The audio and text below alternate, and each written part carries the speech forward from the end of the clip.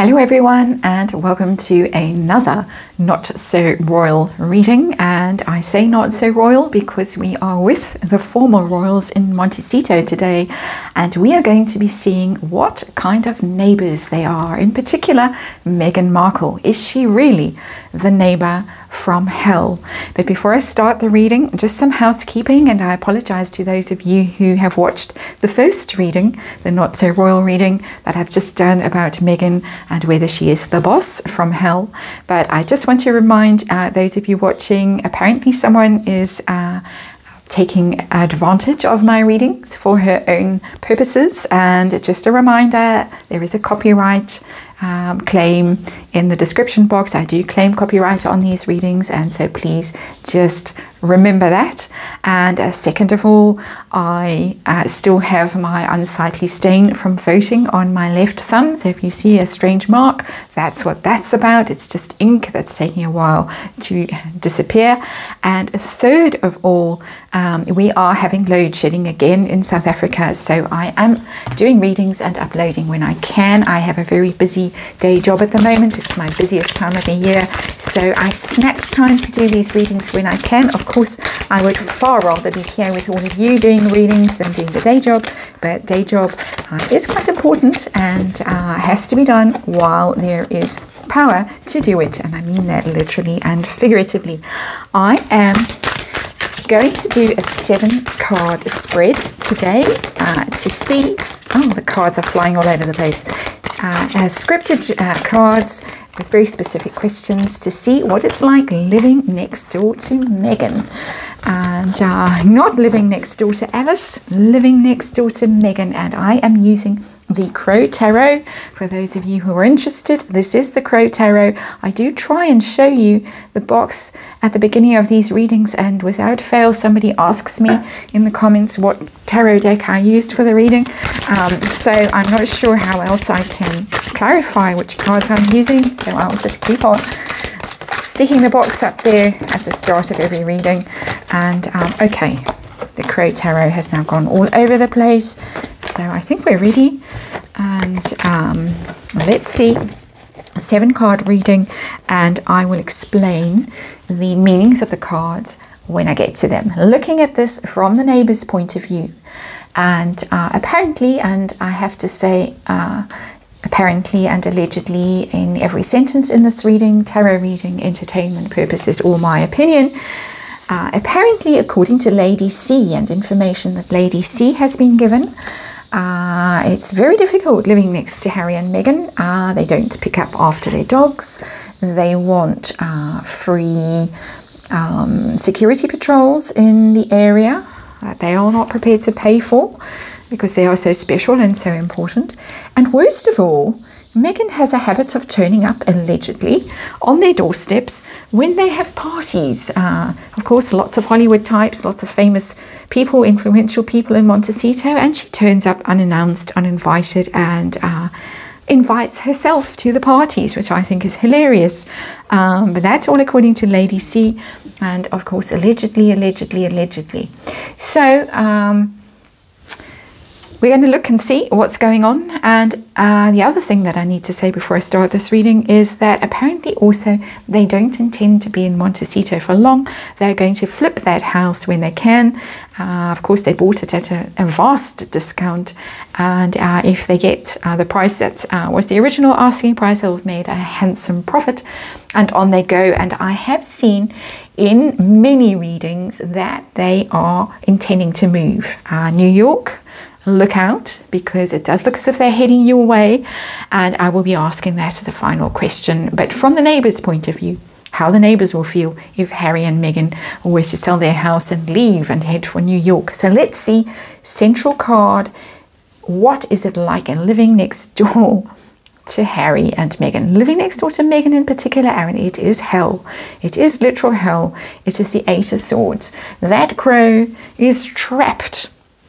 And I feel for these people, because it's as if they can't go out, because if they go out of their houses, and of course they all have enormous properties, so it's not as if they open the door and they're in the street like many of us live, but if they make their way down those tree-lined driveways to the gate and out into the world, possibly press, although I don't think so. Swords, of course, could be.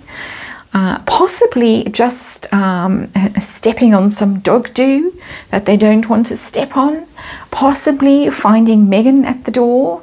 Ding dong, you know, knock knock, who's there? It's Meghan inviting herself in to come and schmooze with the people that you have invited to your house. And so they, I think, are huddled inside their homes with the curtains drawn, the blinds down, the doorbell unplugged. You know, in the old days in London, they would take the knocker off the door if it wasn't the season, or if there was an illness in the home, or the sheriff had come to take away all your worldly goods and it was an unfortunate time for visitors to come calling. There it is. So what are the challenges of living next door to Meghan? King of Swords. And a King of Swords to me is a lawyer, and I think that they fear litigation with Meghan, quite honestly. All, of course, allegedly, my opinion, blah blah. And King of Swords, I do think that they worry that they don't, about getting on the wrong side of her and finding themselves getting a lawyer's letter about something that they have done, and that it is rather unpleasant. The King of Swords isn't a horrible character by any stretch of the imagination, but it's not a friendly person, the King of Swords. It's cold, it's calculating energy, it's self-interested energy, the King of Swords, and will be fair when required to be fair, but will be fair through lawyers. And so that is my feeling with that King of Swords, that they worry, they literally are concerned about legal consequences of things that are going on in that small, it is a kind of a village as far as I understand it, never been, and I doubt I ever will go, but that's the vibe I get from it. A small community, a community that, despite the enormous estates that they all live on, I think they're all pretty familiar with each other in that small community. So it's awkward when you're living with someone who is litigious and difficult. And of course, all in my opinion. What are the perks, if any, of living next door to Meghan? Perks, and there aren't any. There absolutely aren't any, and I'm laughing because I got the same vibe when I did the previous reading on Meghan as a boss from hell, Meghan as a neighbour from hell. Oh, it's just terrible. It's just terrible for them. Five of Cups. That is a misery without ending for these poor people. It's a real sorrow, it's real regret, how they wish that Meghan had never moved in, that life was back the way it was once, when everything was happy, and they had never heard of Meghan Markle, and had no notion that their lives were going to be disrupted in the way they have been disrupted. All they can think about now is the sorrow, the woe, the regret, the endless trouble that they are facing. It's very emotional, this. So here they're anxious about litigation. Here they are just in deep mourning for what they have lost since Meghan moved in to Montecito. So no perks at all. And really quite distressing for them. So how do they feel towards Meghan? How is Meghan herself as a neighbour? Does she really come knocking on their door? The Hermit. That's interesting, because we've heard about the knocking on the door, allegedly, come inviting herself to a party, but she's a recluse. She keeps herself to herself. They don't see her out and about. She's a mystery to them, a mystery figure. There is that famous tree, rather interestingly, that famous tree that's allegedly in their garden. Although some people have detective work and found that tree in other people's gardens, it could just be that kind of tree that has that kind of shape that is all over the place. But there she is in that tree, a rather lonely figure, clutching her lantern in her beak, and trying to find a path, trying to find a purpose, trying to find guidance, looking for advice, looking for help. And so not a happy figure, and especially under the King of Swords there, that possibly so wrapped up in legal battles and all kinds of convoluted business affairs that they just never see her. And of course, that's a plus for them, I would think, given all these other cards that have come out, horrible, harrowing cards. But she's a mystery. She sits at home. She's not out. You're not going to see her jogging down the road. You're not going to see her in the shops. You're not going to see her out and about walking the dog. And there she is, hidden away, and living a very secret life, reclusive life, and they really don't know what goes on in that house. And much as we would all like to know from them what goes on in that house, they don't know either. So how do they feel about Harry as the neighbour, whizzing by on his bike? The fool in reverse. So that's the fool of all fools. He is the fool. When it's in the upright, it's a benign energy. It's an enthusiastic energy. The fool, it's excited and enthusiastic about things, taking risks. Off it goes on new adventures. That fool, and I say it because, of course, it's a crow in this card. It's not a person. Excuse the dogs barking in the background. It's that time of day, and the Fool card, when it's in the reverse, is the fool. Is literally someone who is a cretin, who has done something stupid. They think he is a cretin. I don't think I've ever used that word on this channel, speaking about Prince Harry, but neighbours think that he is a cretin. Major arcana coming out here. They see Meghan as a recluse, a hermit, somebody with a secret life they know nothing about, all kinds of mysteries about her that they would like to know the answers to, as we would too. That tree, moon bumps, allegedly, all kinds of things, adoptions, secrets, pregnancies, all kinds of things. Harry is the fool, another major arcana, but yeah, they think very poorly of him as a human being. They really think he is the village idiot. The fool in reverse, the village idiot. So there you go, Harry, if you're watching.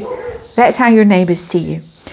And how did they feel when they first heard the news that Harry and Meghan were coming to live? So feelings when Harry and Meghan first moved in. How do they feel about it? Another calamitous card, the Tower. Oh my, it was the end of all happiness, a shock. The Tower is literally a shock, that lightning bolt. That tower comes crashing down. All the crows fly out of that tower and rush away, and they wished that they could rush away too. They thought, oh no, our lives are ruined. This is going to be horrific. And everything has come crashing down, and we see them still sitting here in sorrow, somber silence, reflecting on how awful their lives are, that they don't ever dare leave their homes because they never know what calamity will strike if they do. So how do they feel about the news that Harry and Meghan might be packing their suitcases and leaving, moving yet again? I've lost track of how many homes they have lived in since they were married, because there was the little cottage at Kensington Palace. Then there was allegedly Frogmore Cottage, although people claimed that they were actually living in one of the Soho House premises in the Cotswolds. Then there was, of course, Canada. Then there was apparently even a stint with the Clooneys at some stage, allegedly, all allegedly. Then, of course, Tyler Perry. Then there was talk that at least one of them was staying with Oprah at some stage. Now Montecito, and then off again. So I can't add and speak. How do they feel about the fact that Harry and Meghan might be about to go? King of Cups. This is the end of the relationship. King of Cups in reverse. Well, they aren't optimistic. King of Cups in upright would be very happy, relieved, celebrate even, and phew, we made it through safely and now we can be happy again. But King of Cups in reverse is, well, I'm not counting on it just yet. I am just still quite miserable about all of this. I don't trust the muse. King of Cups in reverse is a manipulative energy, so not trustworthy. So I'm not going to count my chickens just yet. I'm not going to hold out hope. Of course, when cards are in the reverse, as I say repeatedly, they have various ways of being read, and it's up to you as a reader to interpret them. And when a card is in reverse, it can mean that it's delayed. The effect of the card is delayed. So it could be that in due course, when this actually happens, they are joyful, delighted, relieved. They are the King of Cups in the upright, celebrating. Life order is restored in their lives. They are back on their thrones. The crown is back on their heads. They are happy. They are relieved. They are content. But not now. Not yet. This is in the future. This is what may be coming their way. Hoping for it, praying for liberation from this horrible prison that they are in. But I would say that property prices are plummeting in Montecito. I know they're not. I know that one of their neighbours has just sold for a hefty profit. So no, property prices aren't plummeting in Montecito, but certainly the mood is rather bleak there right now. And on that note, thank you for watching, and I will see you on the next reading.